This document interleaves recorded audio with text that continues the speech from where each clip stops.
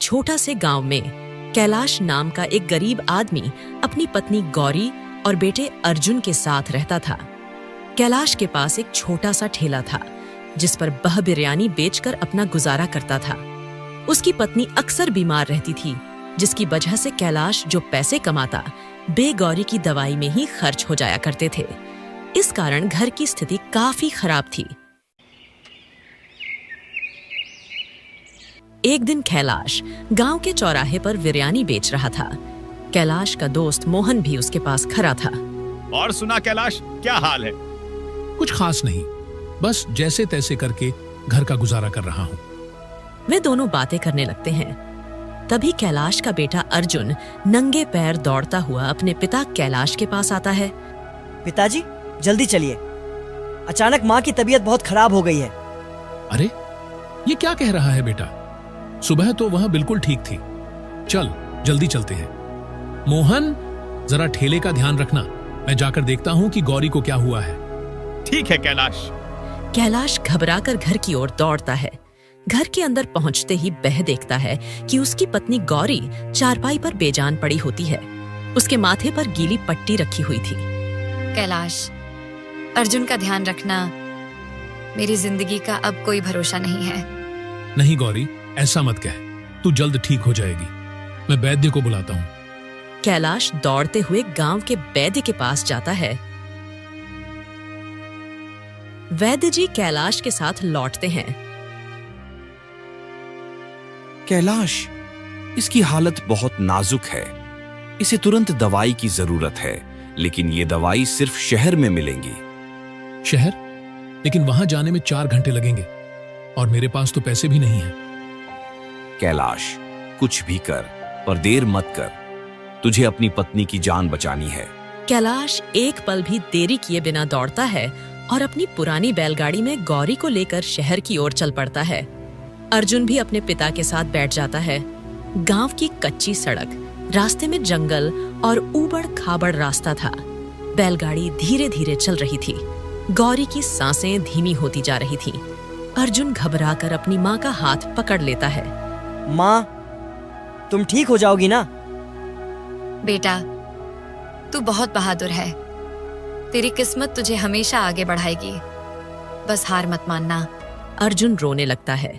अचानक बैलगाड़ी का पहिया कीचड़ में फंस जाता है। बैल घबराकर रुक जाते हैं।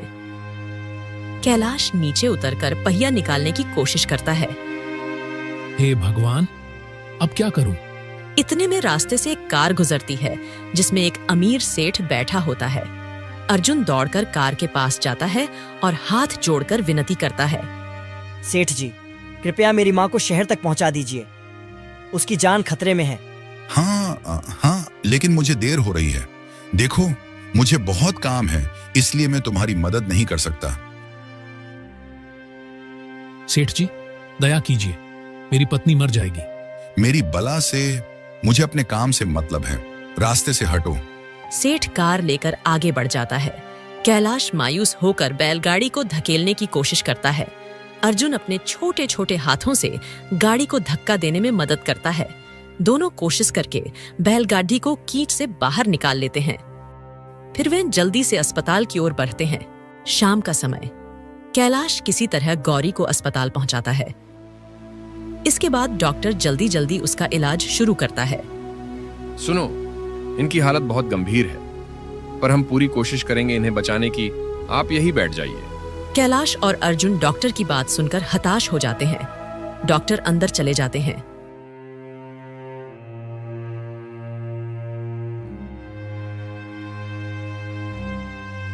कुछ देर बाद डॉक्टर बाहर आते हैं। हमें माफ कीजिए, हम उन्हें नहीं बचा सके। कैलाश जमीन पर बैठकर फूट फूट कर रोने लगता है। अर्जुन की आंखों में आंसुओं का सैलाब उमड़ पड़ता है। माँ, तुमने कहा था मैं बहादुर बनूंगा, लेकिन मैं तो तुम्हें बचा ही नहीं सका। कैलाश बेटे को गले लगाकर रोने लगता है। इसके बाद वे गौरी को लेकर घर की ओर चल पड़ते हैं।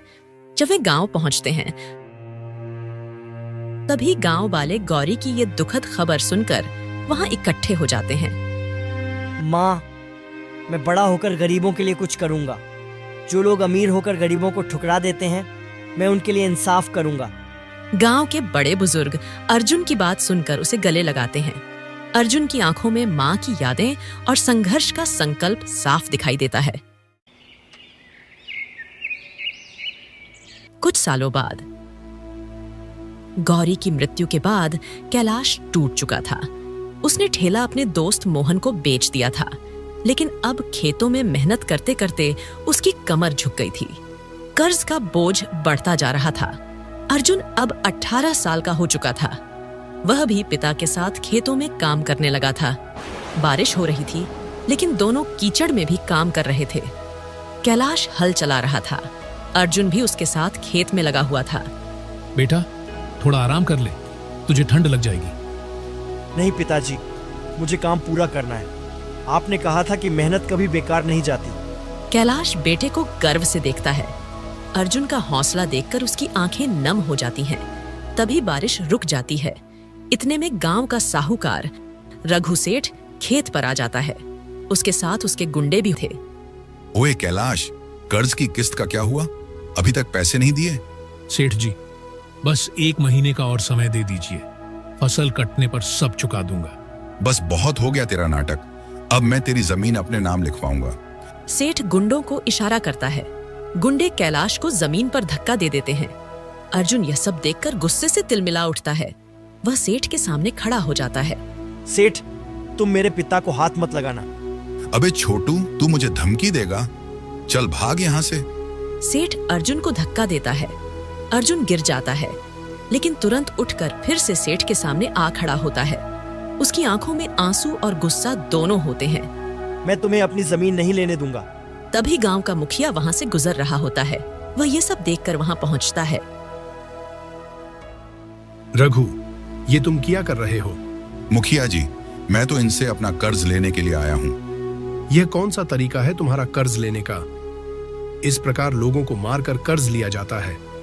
मुखिया जी, इसके लिए मैं माफी चाहता हूँ, पर आप ही बताइए, 2 साल हो गए इसने आज तक मेरा कर्ज देने का नाम नहीं लिया। मुखिया जी, मुझे बस अपना उधार चाहिए। मुखिया जी, आप तो जानते हैं कि मैं किन परिस्थितियों से गुजरा हूं। मैंने सेठ रघु का कर्ज देने से कभी मना नहीं किया। बस मुझे थोड़ा और समय दे दीजिए, मैं जल्द ही खर्च चुका दूंगा। ठीक है, मैं तुम्हें 6 महीने का और समय दिलवाता हूँ। 6 महीने के अंदर रघु का कर्ज चुका देना। ठीक है मुखिया जी, आपका बहुत बहुत धन्यवाद। रघु सेठ मुखिया के इस प्रकार विरोध करने से डर जाता है, इसलिए वह गुस्से में भुनभुनाता हुआ वहां से चला जाता है। रात का समय, कैलाश और अर्जुन घर के अंदर बैठे थे। अर्जुन चुपचाप अपनी मां की तस्वीर देख रहा था। बेटा, मैं तुझे पढ़ाना चाहता था, लेकिन हालात ने तुझे खेतों में लगा दिया। नहीं पिताजी, मैं पढ़ूंगा और इतना बड़ा आदमी बनूंगा कि किसी गरीब को कभी किसी सेठ से भीख नहीं मांगनी पड़ेगी। कैलाश बेटे को देखकर भावुक हो जाता है। अर्जुन अपनी मां की तस्वीर के सामने बैठकर हाथ जोड़ता है। मां, मुझे शक्ति देना ताकि मैं अपने पिता का सहारा बन सकूं। अर्जुन उसी रात पढ़ाई करने का संकल्प लेता है। वह दिन में खेतों में काम करता और रात को दिए की रोशनी में पढ़ाई करता। उसकी आंखों में एक सपना था। एक दिन कैलाश खेत में काम कर रहा होता है। काम करते करते अचानक वह जमीन पर गिर जाता है। अर्जुन दौड़कर अपने पिता के पास आता है। कैलाश का शरीर बुरी तरह कांप रहा होता है। पिताजी, क्या हुआ आपको? कैलाश की आंखें बंद हो रही थीं। अर्जुन उसे उठाकर डॉक्टर की दुकान की ओर दौड़ता है। डॉक्टर जांच करते हैं। तुम्हारे पिता को फेफड़ों की बीमारी हो गई है। इन्हें इलाज की जरूरत है, लेकिन इसमें थोड़े ज्यादा पैसे लगेंगे। अर्जुन की आंखों में चिंता छा जाती है। उसके पास इतने पैसे नहीं थे, लेकिन उसने हार नहीं मानी। डॉक्टर साहब, ये लीजिए कुछ पैसे, बाकी मैं जल्दी ही चुका दूंगा। वह गांव में छोटे मोटे काम करने लगा। उसने लोगों के खेतों में काम किया, जंगल से लकड़ियां काटकर बेची और पानी भरकर पैसे कमाए। कुछ ही दिनों में अर्जुन ने इलाज के लिए पैसे जुटा लिए। उसने पिता का इलाज करवाया, जिससे कैलाश की हालत थोड़ी सुधर गई। एक दिन अर्जुन मंदिर में हाथ जोड़कर भगवान के सामने खड़ा होता है। उसकी आंखों में आंसू होते हैं, लेकिन हौसला बरकरार था। भगवान, मुझे शक्ति दो ताकि मैं अपने पिता को खुशहाल जीवन दे सकूं और हर गरीब को इंसाफ दिला सकूं। वह खुद से वादा करता है कि वह पढ़ाई के जरिए अपनी जिंदगी सुधारेगा। उसकी आंखों में माँ का सपना और पिता के लिए सम्मान साफ झलक रहा था। अगली सुबह अर्जुन कुदाल से खेत में मिट्टी खोद रहा था। उसके हाथ में काफी दर्द हो रहा था, लेकिन उसने काम बंद नहीं किया। कैलाश उसे देखता है और दुखी हो जाता है। बेटा, अब बस कर, तेरा शरीर थक जाएगा। नहीं पिताजी, मुझे काम पूरा करना है। माँ कहा करती थी कि मेहनत से ही किस्मत बदलती है। इतने में गांव का साहूकार रघु सेठ फिर से आता है। वह अपनी बड़ी गाड़ी में बैठा होता है और साथ में 2 गुंडे भी होते हैं। ओ कैलाश, अब तेरा कर्ज बहुत बढ़ गया है। अगर निश्चित समय तक पैसे नहीं चुकाए तो तेरी जमीन मेरी हो जाएगी। कैलाश कुछ नहीं कहता, उसका सिर झुक जाता है। अर्जुन यह सब देखकर गुस्से में आ जाता है। सेठ, गरीब होना कोई गुनाह नहीं है। हम मेहनत कर रहे हैं, तुम्हारे पैसे चुका देंगे। हाँ हाँ हाँ, तू क्या पैसे चुकाएगा रे भिखारी? पहले अपनी हालत देख। सेठ ठहाके लगाते हुए चला जाता है। अर्जुन मुट्ठी भींचकर कसम खाता है। पिताजी, अब वक्त आ गया है कि मैं शहर जाकर कुछ बड़ा करूं। मैं वादा करता हूं कि आपको कभी किसी के सामने झुकने नहीं दूंगा। बेटा, शहर बहुत बड़ा है, वहां तेरा कोई नहीं है। वहां तुझे कौन संभालेगा?